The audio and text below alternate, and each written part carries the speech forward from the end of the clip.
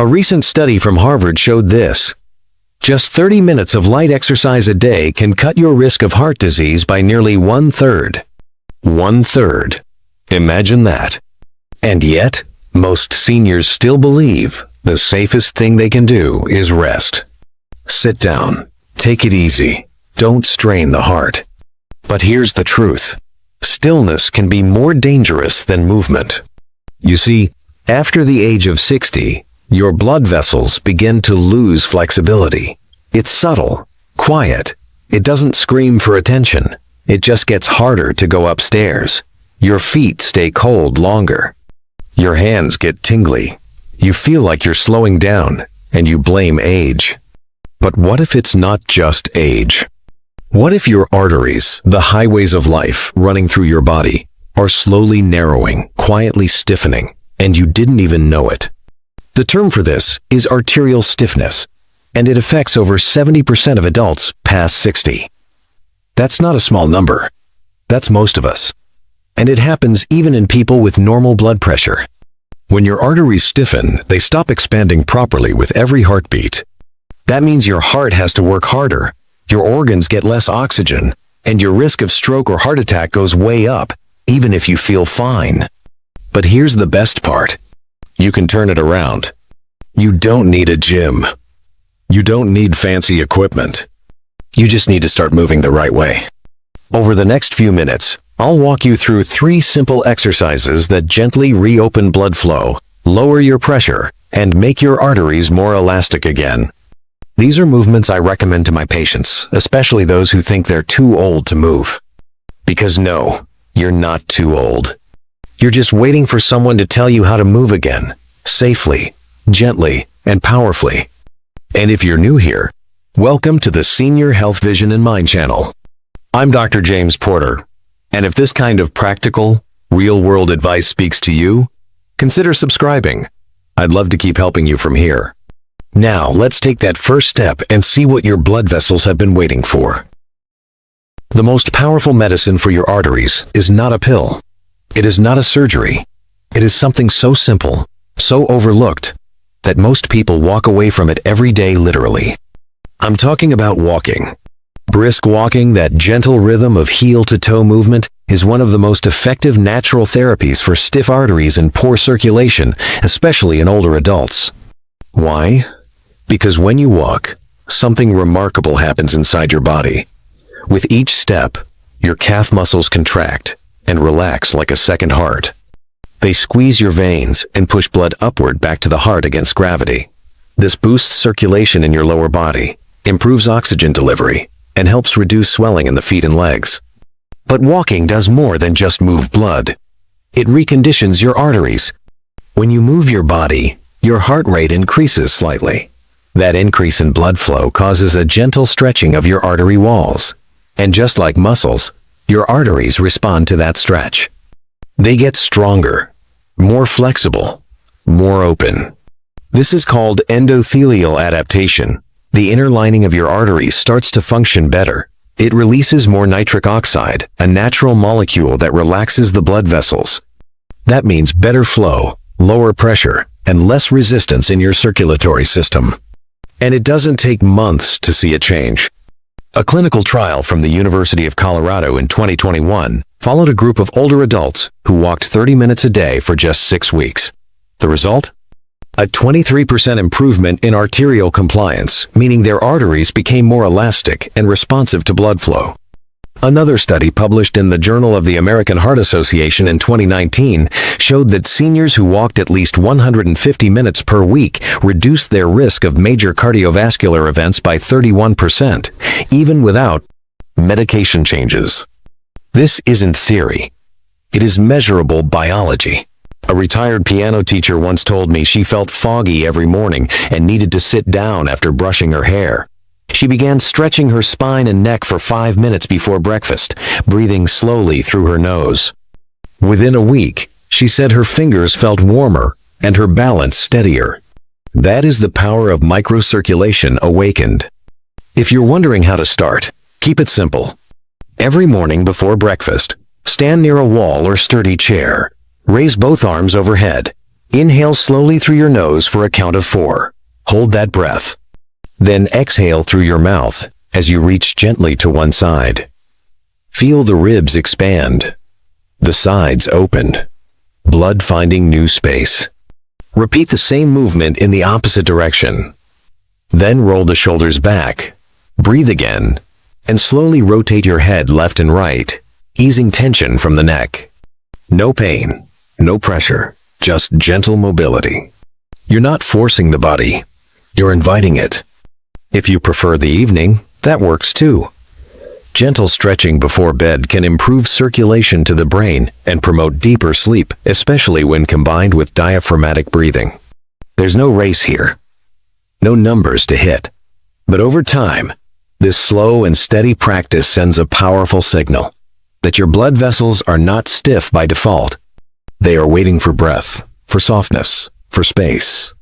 And every time you stretch and breathe with purpose, you remind your body that flow is not just movement, it's restoration. And restoration is still possible. Walking is a beautiful beginning. But what if your knees are sensitive, your joints are stiff, or you simply want to activate your heart without stressing your body? That's where cycling steps in quietly, efficiently, and powerfully. Cycling, whether on a stationary bike at home or along a quiet park trail, is one of the most joint-friendly forms of cardiovascular exercise available. But for your arteries, it does something even more remarkable. Unlike walking, which relies heavily on gravity and vertical motion, cycling uses rotational movement. This allows your major muscle groups, especially your quadriceps, hamstrings, and glutes, to contract and relax in a continuous, circular rhythm. And every one of those contractions sends blood surging through your veins and arteries, improving overall flow without impact. But the real magic lies in what cycling does to your endothelium, the thin inner lining of your blood vessels. When you cycle, your heart rate gently increases, and with it, the shear stress on your vessel walls rises. This is not harmful stress. It is the kind your body needs, the kind that tells your arteries to adapt, open up, and respond. In response, your endothelial cells release more nitric oxide, the body's natural vessel relaxant. Nitric oxide reduces vascular resistance, lowers blood pressure, and improves the responsiveness of your arteries to each beat of your heart. Over time, this process reverses stiffness and supports arterial remodeling, especially in the legs and pelvic region, where blood flow often weakens first with age.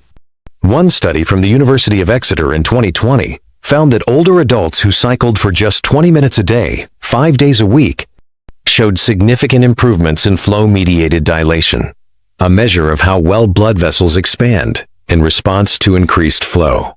Another trial, published in Circulation Research in 2018, demonstrated that moderate cycling enhanced microvascular density, the formation of small blood vessels, particularly in the lower extremities. This means better oxygen delivery to muscles, faster recovery, and more energy throughout the day. For older adults, that translates into less fatigue, warmer extremities, improved mobility, and even better cognitive clarity. Unlike more intense aerobic exercise, cycling allows you to stay in a safe heart rate zone, especially if you're just starting out. You can adjust the intensity, keep your movement smooth, and avoid the pounding impact on your joints. And here's something few people realize. Cycling also improves venous return, the rate at which blood returns to the heart. This supports the work of your lower body veins, reduces fluid buildup, and helps prevent complications like varicose veins or leg swelling, which are common in older adults with circulation issues. If you've been sedentary for years, the idea of exercise may feel intimidating. But cycling doesn't have to be a race or a chore.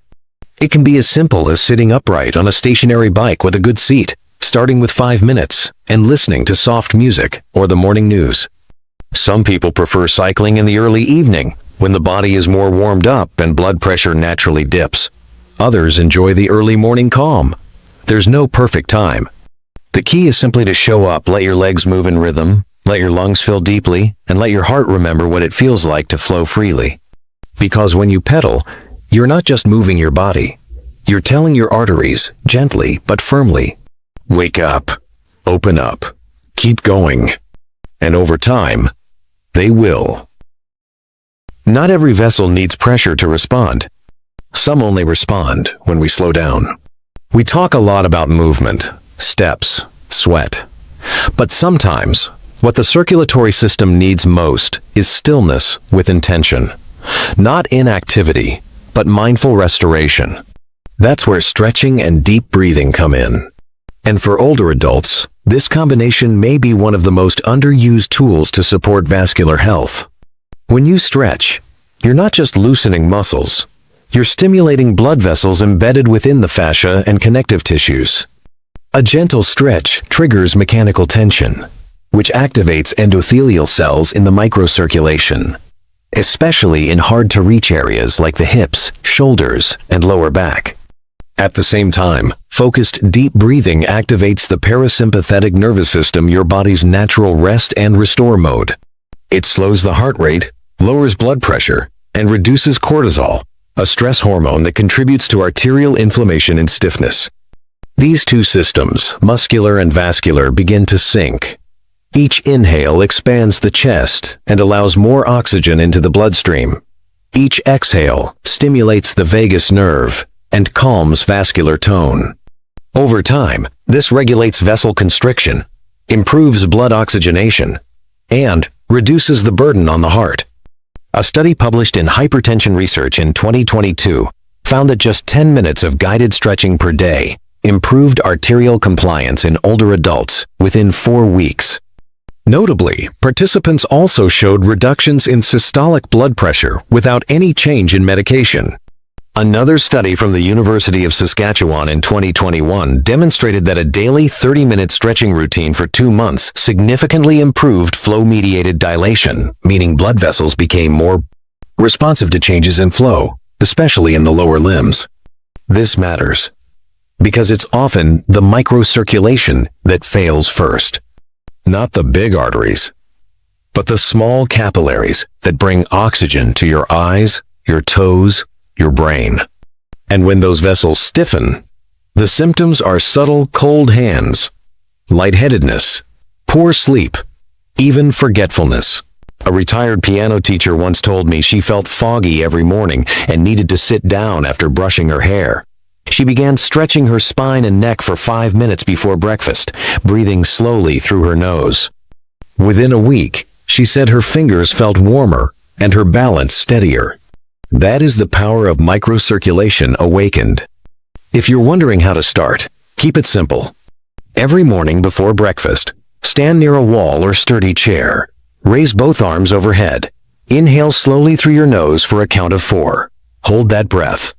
Then exhale through your mouth as you reach gently to one side. Feel the ribs expand, the sides open, blood finding new space. Repeat the same movement in the opposite direction. Then roll the shoulders back, breathe again, and slowly rotate your head left and right, easing tension from the neck. No pain, no pressure, just gentle mobility. You're not forcing the body, you're inviting it. If you prefer the evening, that works too. Gentle stretching before bed can improve circulation to the brain and promote deeper sleep, especially when combined with diaphragmatic breathing. There's no race here, no numbers to hit. But over time, this slow and steady practice sends a powerful signal that your blood vessels are not stiff by default. They are waiting for breath, for softness, for space. And every time you stretch and breathe with purpose, you remind your body that flow is not just movement, it's restoration. And restoration is still possible. It's one thing to understand what helps your circulation. It's another to make it part of your life. So let's make this easy. You don't need a gym. You don't need to be perfect. What you need is rhythm. A gentle weekly rhythm that reminds your blood vessels how to open again. Here's how I guide my patients through their first 7 days. Start your morning with breath and space. Before you even leave the bedroom, sit at the edge of the bed. Inhale slowly through your nose. Raise your arms overhead. Exhale through your mouth and roll your shoulders back. 2 or 3 breaths is enough. This is how you tell your body today, we move with purpose. After breakfast, if you feel steady, take a short walk, around the house, out to the mailbox, down the block. If 5 minutes is your max, that's perfect. The goal is not distance, the goal is blood flow. In the afternoon, when stiffness creeps into the lower back or the knees, try a few stretches. A gentle forward fold while sitting, turning your head side to side, slow circles with the ankles while seated. These small movements refresh the microcirculation and bring oxygen back to tired tissue. Twice this week, if you can, sit on a stationary bike for 10 minutes. No rush, no tension, just pedaling. Focus on your breathing and imagine your arteries softening with every round. And at night, just before bed, return to stillness. Stretch your spine while standing near the bed. Inhale as you reach up. Exhale as you fold forward slightly, letting gravity do the work. This simple ritual lowers pressure, clears the mind, and supports overnight circulation to the brain. Some people prefer to walk in the evening when the air is cooler. Others do best in the morning sun. You'll find your own rhythm. What matters most is not when, but how consistently you show up for your body. By the end of this first week, something subtle begins to change. Your legs feel lighter. You fall asleep more easily. Your hands don't tingle as much. That is not coincidence. That is oxygen moving again. And once your body remembers what flow feels like, it wants more of it. So give it that chance. Just for a week. And if that week feels good, turn it into 2. Not because someone told you to move, but because your body asked for it. And this time, you listened. There's something I want you to hear clearly. You are not too old, not too stiff, not too late. Your arteries are not beyond repair. You are still alive, which means your blood is still moving. And if it's moving, it can be guided. It can be restored. No matter your age, your circulatory system still responds. To motion, to breath, to intention. It listens, and when you start to care for it, even gently, it begins to soften, to open, to flow.